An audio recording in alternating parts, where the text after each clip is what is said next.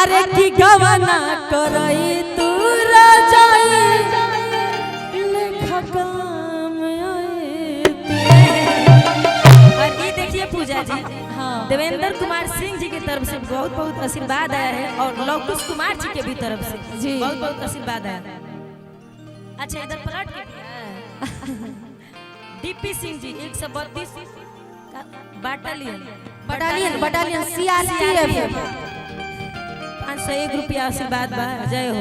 I am पूजा जय पांडे भारत माता की जय हो। Graduation final. जानते हैं जी ये वाला गाना पे बहुत मजा आता गाने में, समय तो बहुत कम है। दीदी ना तोहरा गावे के बा हयो गाना गई हो कि सैया जात बाड़ा पुलिस के मोहलिया में ए पूजा जी कि सैया जात बाड़ा पुलिस के मोहलिया ए राजा जी मैं इसी गाना को आपसे बोलने वाली थी जब तक आपने मेरे मुंह की बात छीन ली। कि सैया इस गाना में बहुत ज्यादा मजा आएगा कि सैया ले ले आई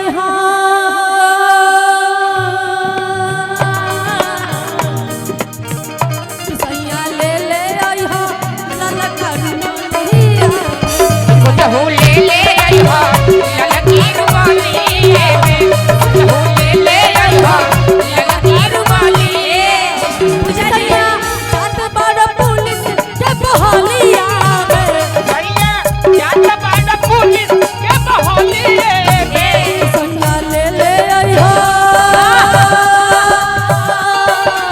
एवरीवन सैया ले ले आई हो ललका रुमालिया हो ले ले आई हो ललकी रुमालिया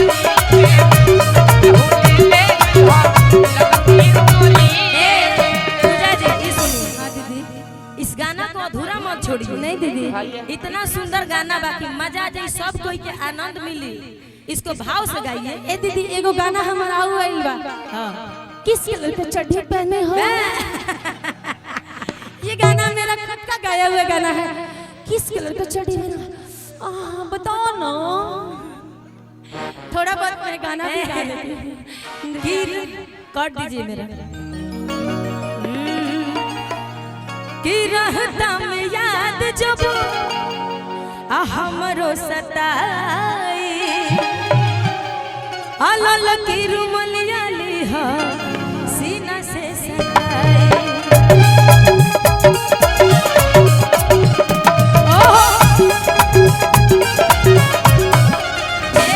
रहता में याद जब हमरो सताई लाला की रुमलिया लिहा सीना से सताई ललकी रुमालिया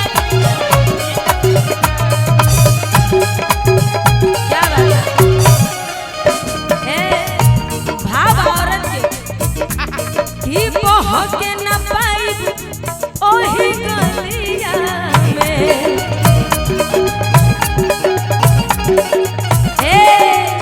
बह के न पाई ओही गलिया में क्या बात है ए हो पूजा कि कुछ ले ले आइहा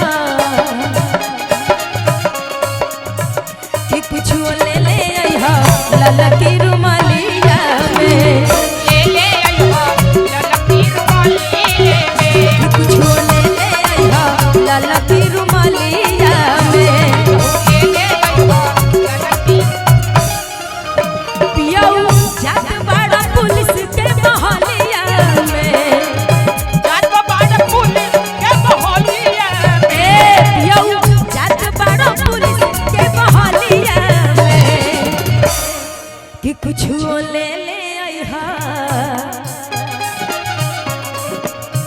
कि कुछ ले ले आइहा ललकी रुमालिया में ले ले आई हो ललकी रुमालिया में कि कुछ ले ले आइहा ललकी रुमालिया में ले ले आई हो ललकी रुमालिया जब से तुम्हें देखा दिल को कहीं आराम नहीं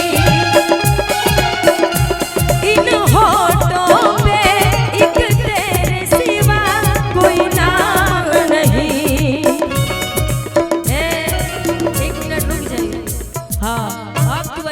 ऐसा तरीका से कि तरफ हम दीवाना हो जाए, लेवल बढ़ा दीजिएगा भैया। और ये हमारे ऑर्गेनाइजर मृत्युंजय भैया का पसंदीदा गाना है कि जब से तुम्हें देखा दिल को कहीं आराम नहीं, इन होठों पे एक तेरे सिवा कोई नाम नहीं, बन गया हूँ मैं तेरा दीवाना, धीरे धीरे से दिल को चुराना, तुमसे प्यार हमें है कितना जाने जाना, तुमसे मिलकर तुमको है बताना, धीरे धीरे से मेरी जिंदगी में आना,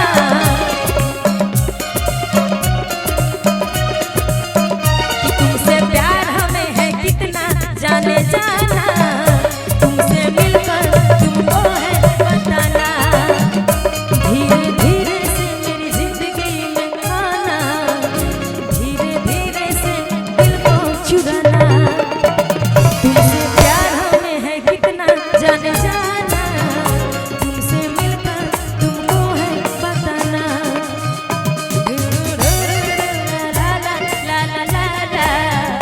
ला ला ला ला ला ला ला ला ला ला ला ला। बहुत सुंदर, अच्छा लगा लोग, एक बार जोरदार ताली बजाई। अगला कलाकार के मौका मिले। चलिए